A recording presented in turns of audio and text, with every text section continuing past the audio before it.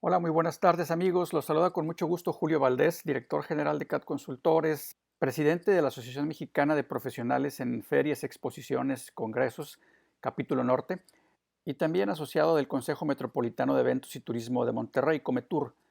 Como algunos de ustedes han visto, estos últimos meses hemos estado trabajando tanto en Amprofec Norte como en Cometur en una serie de actividades encaminadas a informarnos y organizarnos sobre la manera que debemos prepararnos en nuestras empresas para el desarrollo de lo que tanto nos ocupa, el turismo y las reuniones, precisamente en esta circunstancia en la que hemos sido impactados por el tema del COVID-19 y las necesidades de trabajo bajo esquemas que nos permitan evitar los contagios y bajo escenarios de sana distancia. En las últimas 4 semanas hemos tenido dos extraordinarias conferencias, una de ellas con Daniel Palomo, director de ventas globales del Houston First Corporation, así como Patricia Farías, expresidente de la International Association of Exhibitions and Events, ambos con una gran trayectoria y experiencia en la industria de las reuniones, las exposiciones y los eventos en general.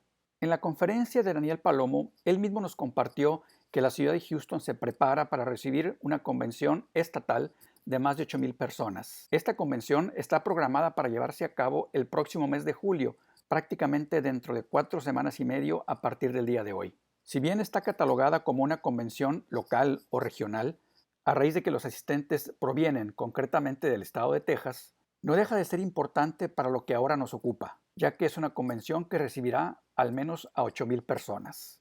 El pasado 21 de mayo, fecha en la que Daniel Palomo nos compartió este dato, he estado dando seguimiento a dicha convención, misma que hasta ahora sigue en el programa, y justo esta semana, el pasado martes 9 de junio, se llevó a cabo una reunión a distancia en donde los coordinadores y organizadores generales de esta convención presentaron los avances en cuanto a logística y estuvieron respondiendo preguntas mediante una conferencia virtual de los delegados que se han inscrito a este evento. La información sobre esta convención está en las redes sociales, es un documento público y ustedes pueden tener acceso directamente a él. Para efectos del tema que nos ocupa, nos permitimos hacer un resumen de los temas y las preguntas que realizaron los participantes relacionados con temas de logística y sana distancia. Espero que este resumen sea de tu interés.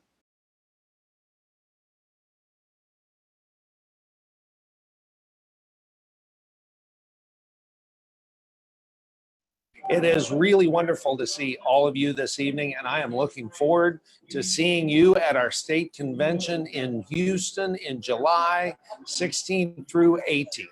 This is our second convention town hall update, and we will hold at least 2 other such updates as the state convention approaches.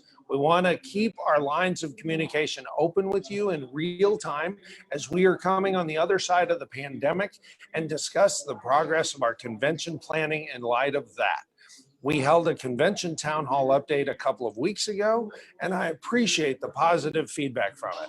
And again, my apologies for the clapping in the background. As I said, I'm actually out in San Antonio at a wonderful live a wonderful live campaign event for a whole bunch of great San Antonio. My apologies for the background noise at the venue where I set up as best I could to minimize that noise. So let me share an update on convention logistics with you. First, the convention center partners in Houston and our convention team has continued to be in communication nearly every day. Houston partners that we are working with have put in a lot of overtime. They're working specifically on the changes we're putting in place for safety measures such as social distancing, hand sanitizer stations, and the like. We are working on diagrams of our meetings with the convention center and hoping to finalize the floor plans for the general session and the caucus meetings this week. There was a site visit today with our internal securities team and the convention center security team to prepare the venue. We have a commitment from a sponsor for 1,000 cloth masks in the event we need spares for those who wish to use them. To accommodate social distancing, we will be spreading out our caucus meetings throughout the convention center and into the Marriott Marquis Hotel. This is not unusual. We've held caucus meetings in convention hotels in the past, but it's usually because convention center did not have all the space we needed. This time, we just need more space to ensure social distancing for our larger caucuses. The Marriott has been very accommodating to us. None of this will come at any additional cost to delegates.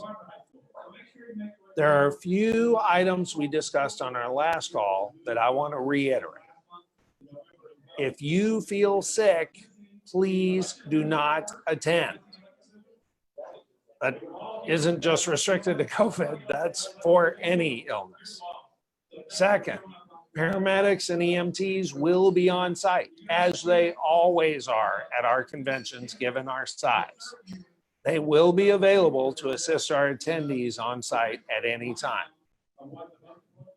Another precaution we're taking is limiting the entryways into the convention space from the hotel and the street. Common areas will be cleaned many times throughout the day and a deep clean at night. And meeting rooms, including the general meetings, will be cleaned after every use. The exhibit space will have one-way foot traffic movement like some grocery stores and retail stores have done. And for the gala and worship service and congressional lunch and other ballroom events, we will have more space than usual, allowing for social distancing. Kyle, is there anything else you'd like to add or you'd like to share with folks about the gala or prayer breakfast or anything else? Well, I'd just like to reiterate that, we've got an amazing team of folks that we're working with, both on our arrangements committee as well as the convention center and the hotel. They are exceedingly grateful for us having our event at these locations.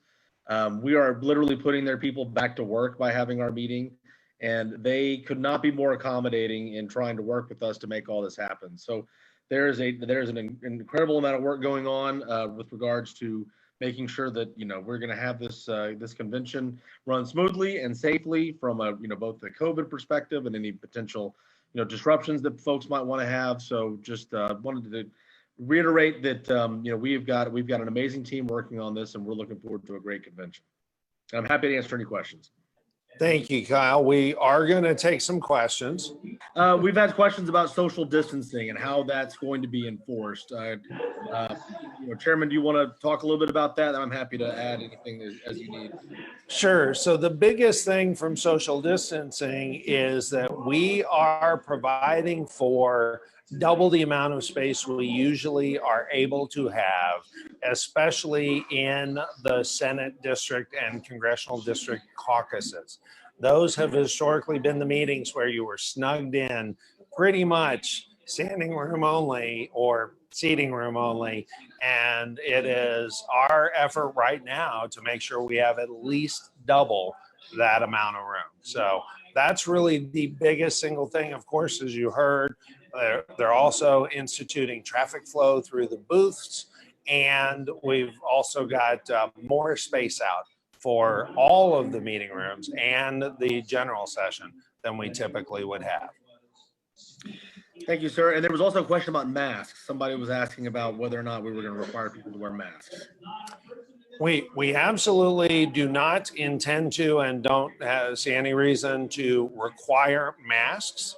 However, we do ask everyone to respect each other's choices about that. So if anyone needs to wear a mask for their own sake or wants to wear a mask for others' sake, by all means, respect their choice to do so and give them some space.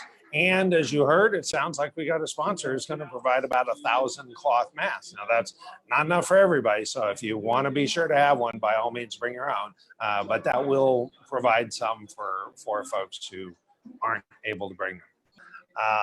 Let's see, what else do we have? Chairman, I had a question that came to me about restaurants and food that would be available on site.